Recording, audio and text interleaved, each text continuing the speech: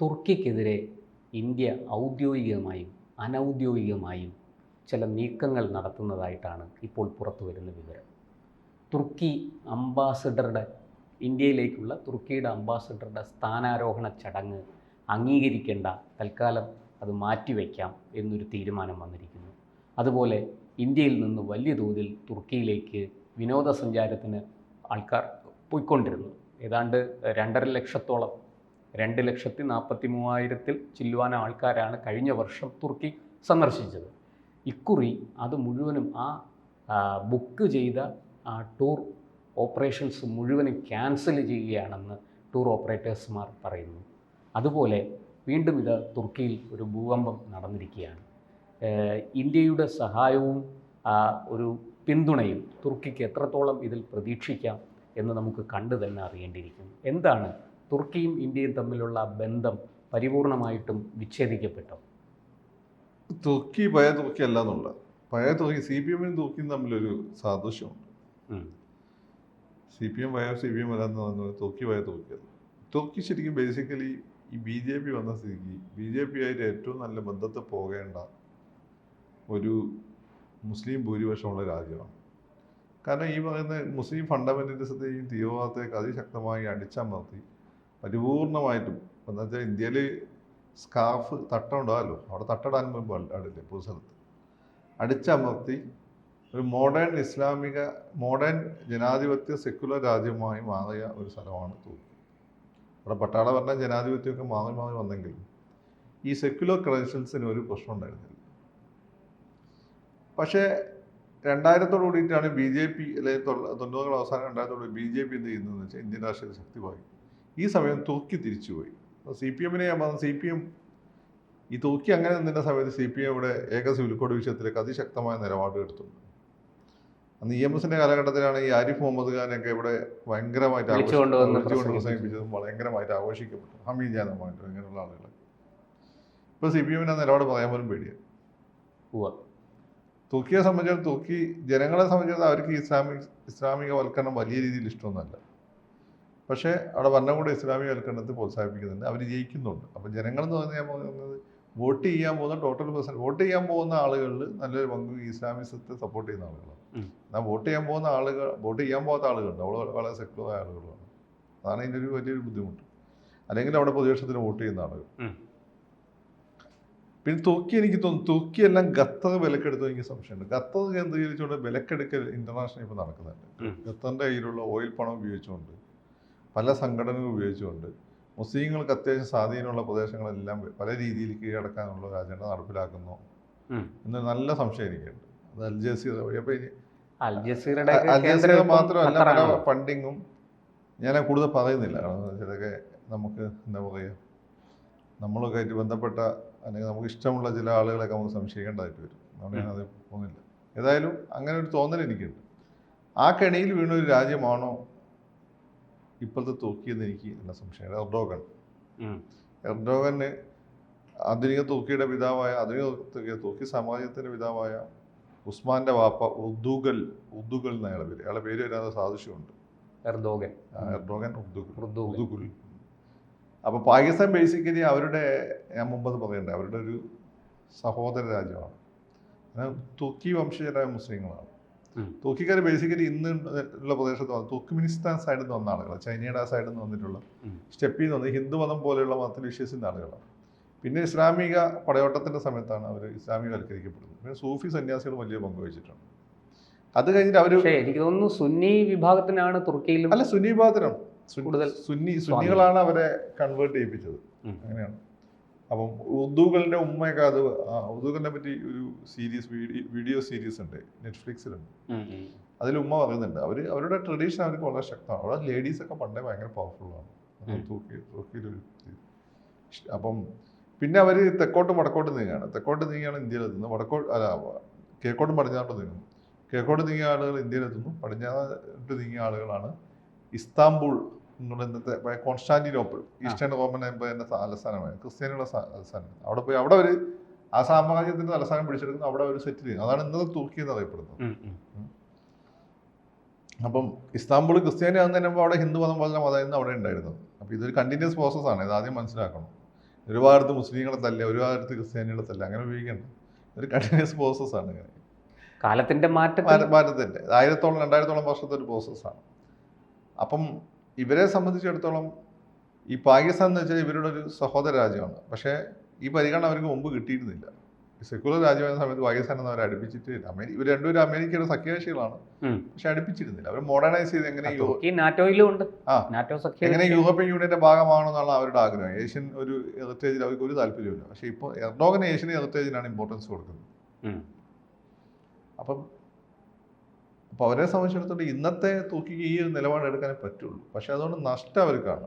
മുമ്പ് ഇവരിങ്ങനെ നിലപാടെടുത്തത് ഇന്ത്യ അത് ഗവനിക്കില്ലായിരുന്നു. കാരണം ഇന്ത്യ ലോകത്ത് ആരെയും പിടക്കണ്ടെന്ന് വിചാരിച്ചു നടന്ന ഒരു രാജ്യമാണ്. കാരണം നമ്മളെ പ്രശ്നം നമ്മൾ സാമ്പത്തികമായിട്ട് അല്ലെങ്കിൽ ഈ പറഞ്ഞ ഭക്ഷ്യധാന്യങ്ങളുടെ കാര്യത്തിൽ സ്വയം പര്യാപ്തത ഉണ്ടായിരുന്നില്ല, ആയുധങ്ങളുടെ കാര്യത്തിൽ സ്വയം പര്യാപ്തത ഉണ്ടായിരുന്നില്ല. വലിയ രാജ്യങ്ങളോട് മുട്ടി നിൽക്കാൻ ശ്രമിക്കാമെന്ന് ചിന്തിക്കാൻ പോലും നമുക്ക് പറ്റില്ലായിരുന്നു. പക്ഷേ കണ്ടിന്യൂസ് ആയി മാറി വന്ന ഗവൺമെൻറ്റുകൾ ഇന്ത്യയെ അതിശക്തമായ രാജ്യമാക്കി മാറ്റിയിട്ടുണ്ട്.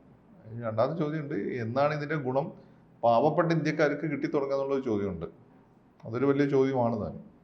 നമ്മളെപ്പോലുള്ള മിഡിൽ ക്ലാസ്സിനും അപ്പർ ക്ലാസ്സിനും ഇതിൻ്റെ ഗുണം പ്രധാനമായിട്ടും കിട്ടിയിട്ടുള്ളൂ. സാധാരണക്കാരെ ഇപ്പം നമ്മൾ ബീഹാറിലേക്കോ അല്ലെങ്കിൽ ഗ്രാമങ്ങളിലേക്ക് ഇത് പോപ്പുലേറ്റ് ചെയ്യാൻ ഇനി സമയമെടുക്കും. അമിത്ഷായുടെ ഭാഷയിൽ പറഞ്ഞാൽ ഇനി 25 വർഷമെങ്കിലും എടുക്കും. പക്ഷെ 25 വർഷം കഴിഞ്ഞിട്ട് വന്നാൽ മതി, വരണമെന്നേ ഉള്ളൂ. അപ്പം ഇന്ത്യ അതിശക്തി വഹിക്കുന്നു. ഇന്ത്യ പിന്നെ അത് മാത്രമല്ല, നമ്മൾ ഈ ജ്യോതിഷത്തിലൊക്കെ വിശ്വസിക്കുകയാണെങ്കിൽ ഇന്ത്യക്ക് ഇപ്പം നല്ല കാലഘട്ടം. ഈ പവർ ബ്ലോക്കുകളൊക്കെ തകർന്നു. അമേരിക്കയാണ് ലോകാധിപത്യം എന്നുള്ള അജണ്ടയൊക്കെ ട്രംപ് മാറ്റി സ്വന്തം കാര്യം നോക്കാന്നുള്ള അജണ്ട. സത്യത്തിൽ അമേരിക്ക നമ്മൾ ഒരുപാട് കടപ്പെട്ടിട്ടുണ്ട്. നമ്മൾ ഈ ഒടുക്കത്തെ താരിഫൊക്കെ കെട്ടി അവിടെ നിന്നുള്ള ഇമ്പോർട്ടിനൊക്കെ കൺട്രോൾ ചെയ്യുമ്പോൾ അവർ വലിയ താരിഫ് നമ്മളിൽ കിട്ടുന്നില്ല. അതാണ് ട്രംപ് പറയുന്നത്. സത്യം അമേരിക്കയുടെ ഔദാര്യത്തിലാണ്. അമേരിക്കയെ ചീത്ത പറയുമ്പോഴും നമ്മൾ കോൺഗ്രസിനെ പറ്റി പറയും, കോൺഗ്രസ് ചീത്ത പറഞ്ഞാലും കോൺഗ്രസിന്റെ സ്പേസ് ഉണ്ടെന്ന് പറയുന്ന പോലെ ഈ അമേരിക്കനെ നമ്മൾ ചീത്ത പറയുമ്പോൾ ഈ അമേരിക്കയെ ചീത്ത പറയുന്നതിന്റെ മക്കളെ കമ്പനികളൊക്കെ അമേരിക്കയിലാണ്. മനസ്സിലായില്ലേ? അപ്പൊ അങ്ങനെ ഒരു വളരെ ലിബറലായിട്ട് ഒരു സമീപനമായിരുന്നു അമേരിക്ക പുലർത്തുക. പക്ഷെ അമേരിക്ക നിർത്താൻ പോവുക. അതാണ് ട്രംപ്. ഇപ്പോൾ ട്രംപിന്റെ അടുത്ത സുഹൃത്തായ മോഡി ഭരിക്കുമ്പോൾ തന്നെ ടാക്സ് കൂട്ടില്ല, താരിഫ് കൂട്ടി. അപ്പം ലോകരാജ്യങ്ങളിൽ അങ്ങനെ ഒരു അങ്ങനെയുള്ള ഒരു മാറ്റം വരുന്ന പശ്ചാത്തലത്തിൽ അവിടെയാണ് നമ്മുടെ ചോദ്യം പ്രസക്തമാകുന്നത്. ഈ തുർക്കിയും ഇന്ത്യയുമായിട്ടുള്ള ബന്ധം ഇനി എങ്ങനെ? അവിടെയാണ് എൻ്റെ പ്രശ്നം. അപ്പം മുമ്പായിരുന്നു നമ്മളത് ഗവനിക്കില്ലായിരുന്നു, തുർക്കിയിൽ നമ്മൾ പണക്കാൻ നിൽക്കരുത്. ഇപ്പൊ ഇന്ത്യക്ക് തുർക്കി അങ്ങനെ ഒരു പ്രധാനപ്പെട്ട രാജ്യമൊന്നുമല്ല. വേറൊരു കാര്യമുണ്ട്, തുർക്കിയെ സംബന്ധിച്ചിടത്തോളം തുർക്കിക്ക് ഇതിൻ്റെ ഗുണം കിട്ടി. ലോകത്തെ ശാക്തിക ഭാവമാകും. ഇന്ത്യയും തുർക്കിയൊക്കെ ഏൻഷ്യൻ്റ് രാജ്യങ്ങളാണ്, വളരെ പൗരാണികമായ ചരിത്രമുള്ള രാജ്യങ്ങളാണ്. അപ്പോൾ ഈ രണ്ട് രാജ്യങ്ങൾക്ക് സ്വന്തം അവരുടെ ഇസ്ലാമിക ചരിത്രമാണ് അവരുടെ സ്പ്ലെൻഡിഡ് കാലഘട്ടം. ഹിന്ദുസിൻ്റെ കാലഘട്ടം അശോകൻ തൊട്ടിട്ട് ഒരു അർഷൻ പൃഥ്വിരാജ് ചൗഹാൻ വരെയുള്ള ഒരു കാലഘട്ടമാണ് സ്പ്ലെൻഡിഡ് കാലഘട്ടം എന്ന് പറയാവുന്നത്. അപ്പം ഈ രണ്ട് കാലഘട്ടങ്ങളെ പുനരുജ്ജീവിപ്പിക്കുക എന്നുള്ള അജണ്ട ഈ രണ്ട് രാജ്യങ്ങൾക്കുണ്ട്. അപ്പോൾ അവർ രണ്ടുപേരും അവരുടേതായ ഐഡന്റിറ്റികൾ ഊന്നൽ കൊടുക്കുമ്പോഴും മറ്റുള്ളവർക്ക് ഇതേ നിലപാട് സൗദി അറേബ്യക്കെതിരെ ഈ രീതിയിൽ ഇന്ത്യ എടുക്കുമെന്ന് എനിക്ക് തോന്നുന്നില്ല. കാരണം സൗദി അറേബ്യ ഇന്ത്യയായിട്ട് വളരെ ശക്തമായ വ്യാപാര ബന്ധവും ഓയിൽ ഇരു രാജ്യങ്ങളും നല്ല ബന്ധമാണ്. പിന്നെ ഇതിന്റെ പ്രധാനപ്പെട്ട സൗദിയിലെ സൈനികരെ പരിശീലിപ്പിക്കുന്നത് പോലും ഇന്ത്യയാണ്. അല്ല, ഇതിന്റെ വേറൊരു കാര്യം എന്ന് വെച്ചാൽ നിങ്ങളിപ്പോൾ ഒരു ശക്തനാന്ന് വിചാരിച്ചോ, ഒരു ശക്തനായ ഒരാൾ നിങ്ങളെ വണ്ണം തോണ്ടിയാലും ചിലപ്പോൾ നിങ്ങൾ അങ്ങ് ക്ഷമിച്ചേക്കും, ഒരു ഡയലോഗിലൊക്കെ അങ്ങ് നിർത്തിക്കളയും. പക്ഷെ നിങ്ങളെക്കാട്ടും അല്ലെ നിങ്ങളത്രമാത്രം ആരോഗ്യമുള്ളത് വന്ന് നിങ്ങൾ വെറുതെ വിടും. അവിടെ ഈഗോ ഹർട്ടാവും. മറ്റേ ക്ഷമിക്കും. അവിടെയാണ് മഹാത്മാഗാന്ധി പറഞ്ഞത്, ശക്തനോട് ക്ഷമിക്കുന്നതല്ല അഹിംസ, ദുർബലനോട് ക്ഷമിക്കുന്നതാണ് അഹിംസ. മഹാത്മാഗാന്ധി ഇവിടെ ആളുകൾക്ക് മനസ്സിലായിട്ടില്ല എന്താ ഇതാണ് സംഭവം. അപ്പോൾ ഇന്ന സമയം തുർക്കി തോണ്ടിയാൽ നമ്മൾ ക്ഷമിക്കേണ്ട ആവശ്യമില്ല. പിന്നെ തുർക്കി അവിടെ ബുദ്ധിപരമായൊരു കാര്യം കാണിക്കേണ്ടി വരും. ഇന്ത്യ വേണം, പാകിസ്ഥാൻ വേണം, മറ്റേ അവർക്ക് രക്തബന്ധമേ ഉള്ളൂ. പക്ഷെ ഇന്ത്യ എന്ന് വെച്ചാൽ അവർക്ക് വലിയ സാമ്പത്തികമായ സോഴ്സാണ്. പിന്നെ അവരെ പല ഘട്ടങ്ങളിലും നമ്മൾ സഹായിച്ചിട്ടുണ്ട്.